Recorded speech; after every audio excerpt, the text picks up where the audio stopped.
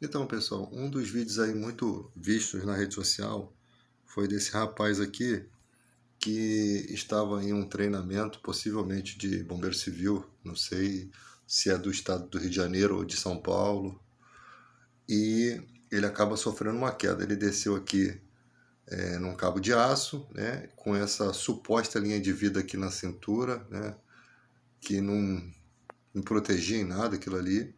Parecia mais só mesmo para guiar, né, para que ele não batesse ali nas casas. E esse rapaz acaba o cabo de aço, parece que arrebenta e esse rapaz cai no chão, né? Aqui uma vítima traumática, muito grave. Ninguém falou sobre o estado de saúde desse rapaz. Ninguém procurou aí nas redes sociais buscar, né, dar um auxílio. Será que o sindicato responsável por esse profissional foi em busca de saber informações? E por que que as pessoas dão essas instruções sem ter um material seguro, né, para fazer isso? Eu acho que nem poderia ter sido feito isso aqui nessa espécie de condomínio aqui, né? Talvez nem se sabe se tem uma autorização do condomínio que se assume uma responsabilidade de um acidente. Isso não pode acontecer. Essas coisas, esse tipo de coisa não pode acontecer, né? A gente não sabe quem foi os instrutores responsáveis, se foram responsabilizados pela justiça. Porque o que acontece? Primeiramente, coisas que são leis para a gente não funcionam. Por exemplo, o bombeiro civil ele teria que ter a sua funcional, sua carteirinha funcional, uma documentação autêntica. Por não ter essa documentação autêntica, as pessoas fazem essas documentações na internet. Então já começa a falta de seriedade do processo nessa questão. Nós estamos no ano de 2025, em plena era da informação. Nós não podemos, com uma área prevencionista tão importante, não levar a sério essa questão.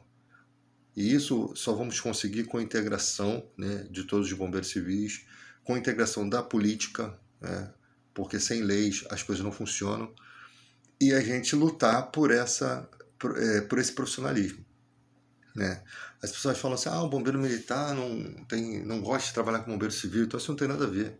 É a desorganização da instituição que às vezes impede de um monte de coisas acontecerem de bom para a categoria. Essa desorganização se dá porque qualquer pessoa pode se dizer instrutor. O cara faz um curso onde que ninguém conhece. Tem gente que pode ter até fabricado currículos falsos. E aí você vai e faz um evento aqui, faz um evento ali, apresenta uma carteirinha que não tem autenticidade. A pessoa lá, por sua vez, não entende que está fazendo o evento, só quer ganhar um dinheiro, não entende que aquela documentação não tem validade, ou não procura saber se o certificado que a pessoa apresentou realmente pertence a uma escola. Isso abre um leque de oportunidades para os oportunistas. Entende? E aí você vai ter pessoas que podem não ser profissionais, e você não pode duvidar disso, sabendo como que funciona a mente das pessoas. E você pode estar trazendo um cara que não é profissional para trabalhar na sua empresa, para fazer um evento, e depois você está respondendo aí na justiça aí. Porque você não teve porque teve a preguiça de pesquisar na CBMERS para saber se realmente aquela pessoa fez aquela escola, se aquela homologação é válida, mas apenas acreditou numa carteirinha feita por uma instituição qualquer, né, ou até mesmo pela internet. Então, está faltando uma série de organização para que a gente possa crescer, né, de uma forma integrada, de uma forma profissional. Então, o cara que vai dar a instrução, que tipo de conhecimento, que tipo de formação essa pessoa tem que ter, que tipo de provas elas precisam fazer para comprovar que elas realmente têm o conhecimento ou se elas só apenas fizeram um curso. Porque você vai lá e faz um curso de instrutor, mas você não passa por uma avaliação para saber se realmente você tem essa capacidade, ou simplesmente fez o curso, você vai lá e vai fazer isso aqui. Dar instruções para qualquer pessoa, cobrar o que quiser. As pessoas, por sua vez, que ingressam no mercado de trabalho, jovens bombeiros civis, não entendem como é o funcionamento, né? Você está chegando numa instituição hoje, você não sabe como é que é os trâmites. Aí tem um curso aqui, tem um curso ali, a pessoa acha que fazendo aquele curso vai melhorar, por quê? Alguém encheu a cabeça dela dizendo que aquilo é bom, vai, faz, e a pessoa gasta dinheiro, depois não consegue vaga de emprego, depois descobre que aquele curso ali não era tão bom quanto ela pensava, né? Nós temos cursos bons que capacitam mesmo bombeiro civil, embora eu ache que quando você fizesse o curso, todas as NRs, tudo que fosse de responsabilidade do bombeiro civil estivesse integrado no curso, para que não precisasse o cara ficar fazendo NRs. Quando fosse fazer a reciclagem, fazia a reciclagem total de todas as coisas, né? Porque você é um bombeiro civil, então você tem que ter todas as capacidades. Você tem que entender de elétrica. Você vai trabalhar em lugares onde tem quadros elétricos e às vezes quadros que são mais importantes, né, que exigem um grau mais avançado de conhecimento. E se você não tiver, você pode trazer risco para a sua vida, né?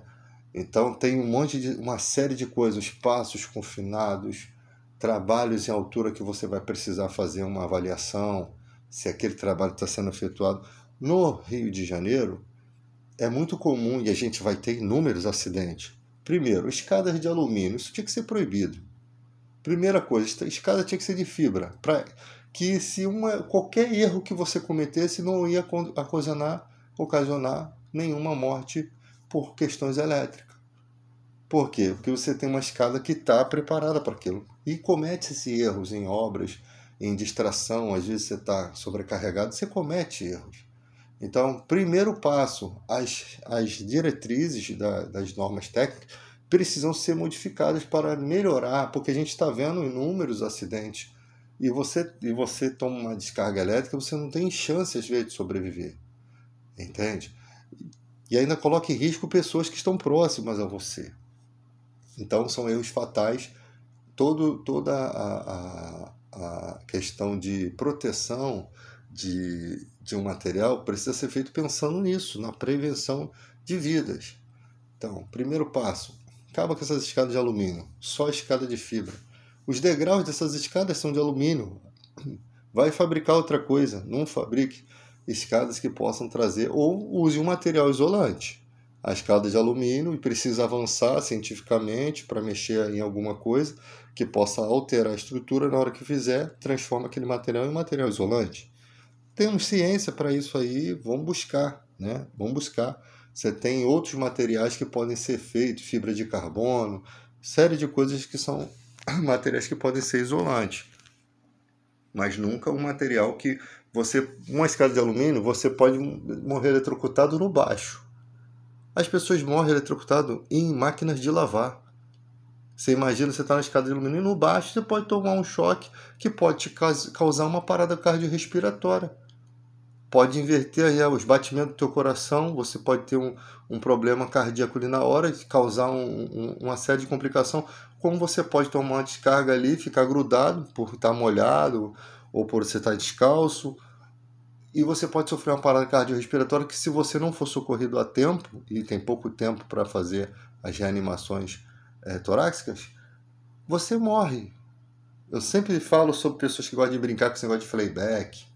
Playback é um quarto estado da matéria, aquilo ali é plasma, aquilo ali é eletricidade que ioniza o gás ali, é alta voltagem. Se você pegar um mini reator de plasma, eu tenho em casa que se você bota ali 5 volts e 300 miliamperes, você toma um choque e tu pula da cadeira. 5 volts, 300 miliamperes, não chega nem a meio ampere, não chega nem a 500 miliamperes. Imagine um playback de televisão, aquele que tem ali aquele plasma rosado. Aquilo ali pode te dar uma parada cardiorrespiratória. Se não tiver ninguém que saiba te socorrer por perto ali, você morre. Sem respirar, o seu corpo apodrece, não oxigena os seus tecidos, seus órgãos, sua pele, né, que é o maior órgão do corpo é a pele, não oxigena o seu cérebro, você morre. Então, às vezes, brincadeiras da internet, coisas que deveriam ser levadas mais a sério, estão brincando. E aquilo é coisa séria. É bonitinho ver o plasma? Ah, legal. Mas e daí? Sabe?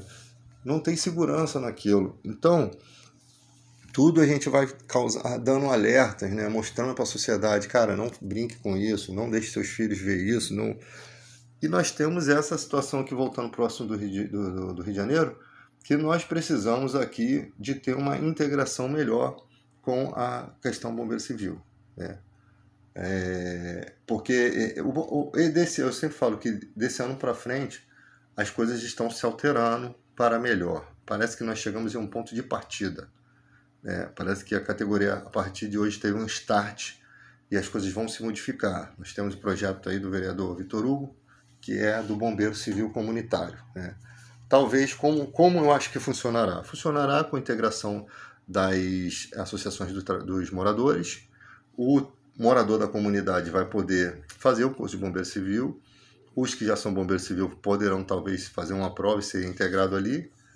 E vai haver processos de gestão para levar esse material para, né, a prefeitura que vai conduzir essa questão, né? Bombeiro militar, governo do estado. Bombeiro civil, a prefeitura vai conduzir esse trabalho aí, que é uma lei municipal. Então, possivelmente vai se gerar muitos empregos, vai se ter muito projeto, talvez, de crianças em relação ao bombeiro mirim, porque vão ver lá o bombeiro civil na comunidade fazendo ali o trabalho prevencionista, né? Fazendo os primeiros socorros, prestando assistência, fazendo... Cara, vai ser muito lindo esse projeto. Se esse projeto na frente vai ser uma UPP do bombeiro civil. Por quê? Porque o bombeiro civil vai estar ali cuidando e orientando uma comunidade.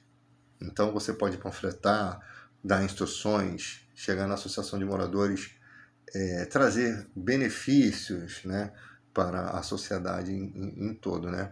E dali só Deus sabe aonde pode chegar um projeto dessa magnitude. Só sabemos que a cultura da prevenção vai ser colocado dentro das comunidades, as pessoas vão poder socorrer seus filhos. Enquanto crianças morrerem engasgado com uva e os pais saberem que um simples entendimento poderia ter salvado aquela vida, a gente vai prevenir muita gente de perder a sua vida. A gente vai prevenir muito sofrimento, né? Muita gente de sofrer. Então, é para isso que existe a cultura prevencionista, para você mostrar o caminho, né? Você pode falar de tomadas elétricas, você pode dar orientações sobre ventiladores. Por exemplo, os ventiladores, eles podem apresentar um risco gravíssimo para a vida da sua família. Se seu ventilador parou, ele tem um sensor térmico, né? um fusistor fusível. Se esse fusível queima, ele precisa ser substituído. Se por acaso você levar em alguém, né, que vai consertar isso e o cara for um preguiçoso, ele simplesmente vai amassar aquele fusível, vai enrolar o fio e vai te devolver funcionando, porque um fusível custa R$10, um fusível daquele. Ele não quer gastar os R$10, simplesmente ele vai fazer uma gambiarra, vai te devolver o ventilador. Só que aquele sistema ali, ele foi feito por uma espécie de segurança do ventilador. Se o seu ventilador, conforme o tempo, vai ficando deslubrificado, ele vai requerer certas manutenções, porque ali encrosta poeira, maresia, erosão, tudo que é umidade, e aquele motor começa a necessitar de uma lubrificação adequada, com o material adequado. Aí não é feito. As hélices começam a travar. Esse travamento do motor faz sobreaquecer o motor e ali, por temperatura, esse fusível tinha que estar ali para poder fazer o desarmamento. Consequência, uma casa pega fogo, seu filho pode morrer asfixiado, né, contaminado pela fumaça, né, e ali você tem um simples fusível que poderia ter salvo a vida da tua família. E as pessoas pensam que isso não é importante, até quando acontece, né? Eu tinha um vizinho eu falei dessa orientação e eu não sabia que a casa dele tinha pego fogo por causa disso. Foi o problema no ventilador. E queimou tudo, perdeu seus bens. Graças a Deus foram só bens materiais, a vida foi preservada. Aconteceu durante o dia. Mas quando acontece durante a noite, que você está ali totalmente vulnerável, né? Então, precisamos estar atentos a essas questões de prevenção. Nós temos inúmeras preocupações com as baterias de motos e carros e motos elétricas, bicicleta elétrica, todas essas baterias de lítio, de fone de ouvido, né, que uma criança pode morder, que tem combustão instantânea, que aquilo no estômago faz um mal terrível, né? Baterias de lítio que elas queimam em alta temperatura, são materiais pirofóricos. Então as pessoas pegam aquela bateria, vai carregar dentro de casa, trazem o mal para dentro de casa. E ali, e às vezes vai carregar isso à noite. Evitem de fazer qualquer tipo de recarga à noite, até de celular. Cara, quando chega, deixa o celular carregado durante o dia, quando chegar à noite, desliga o que você puder desligar. Que você reduz os riscos, né? A gente já dorme aí com 2 ventiladores, né? Rio de Janeiro, cidade tropical, calor demais, às vezes a pessoa dorme com ar-condicionado e ventilador ligado. E se o ventilador não estiver em boas condições, pode colocar em risco. Aí você tem 2 ventiladores. Você tem um ar-condicionado que pode apresentar problema na parte elétrica. Então, quanto menos coisas você tiver em perigo, melhor. Desliga o gás lá do bujão, né, lá da tua cozinha, desliga as tomadas e vai dormir tranquilamente, né? Porque ainda há o risco do teu vizinho cometer um vacilo e aí trazer o problema para sua casa. Há o risco de uma loja, você morar do lado de uma loja dessas de produtos de plástico aí, que não tem rede de sprinkler, que não tem nenhuma segurança, um simples curto-circuito, ele bota em risco a vida da tua família, né? Então, é uma série de problemas que precisam ser... A cultura da prevenção sendo divulgada, com certeza, o olhar de seriedade para esses projetos vai trazer com que a sociedade comece a cobrar, né, determinadas coisas, as fiscalizações, né? A sociedade vai se tornar mais amadurecida na questão da prevenção e vai começar a analisar e mostrar e denunciar os problemas e as medidas que precisam ser tomadas. Teve um acidente aí no mercado, uma rede, né, que tem esses materiais de alimento tudo expostos assim em grande quantidade, né, rede açaí, esses mercados aí que tem esses fardos de alimento, que aquilo ali é muito perigoso. E uma moça na escada, né, sem nenhum material para poder se sustentar, né, nenhum material em altura, um talabarte, um trava-queda, um mosquetão, uma corda, não tinha nada fazendo a linha de vida dela, né, cuidando o colete de proteção ali para que se acontecesse alguma coisa ela ficasse pelo menos pendurada. É lógico que tem que ter alguém para poder ali dar o auxílio por conta da síndrome de suspensão inerte, né? A pessoa não pode ficar presa no cinto porque as articulações acabam causando até a morte da pessoa. Ou problemas sérios de saúde, né? Quando não há morte. E ali o cara com a paleteira bateu sem querer, né?